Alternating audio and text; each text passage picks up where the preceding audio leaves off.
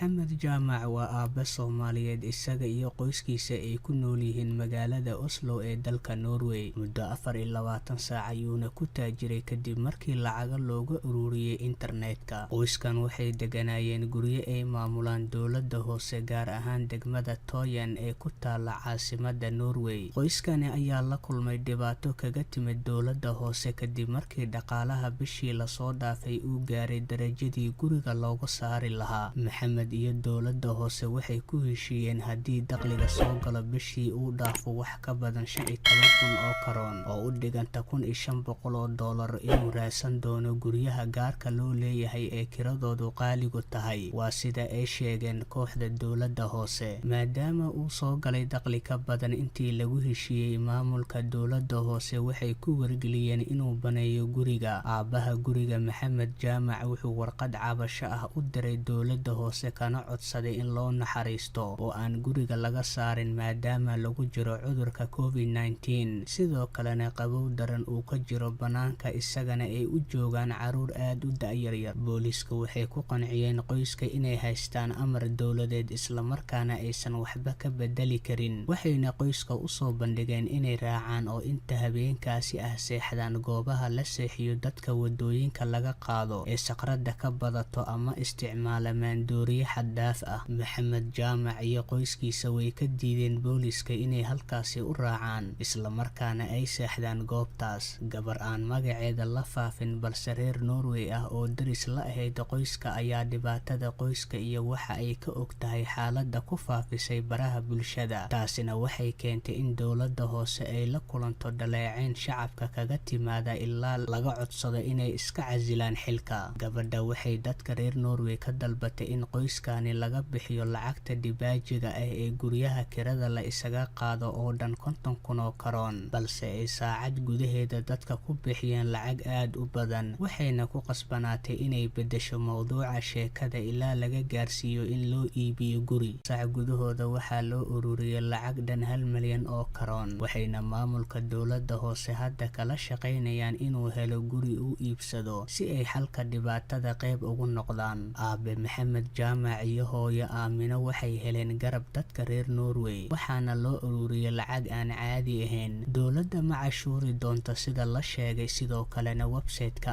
ibas ee lacag aruurinta laga sameeyay ayaa isna khidmad ka qaadi doonin. Sidaas ayuu qoyskii Soomaaliyeed 24 saac gudahooda ku taajiray.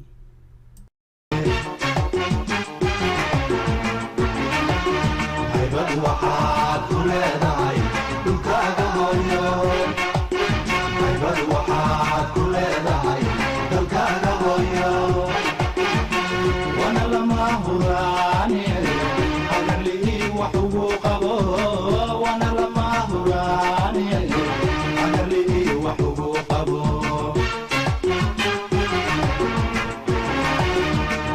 waxaad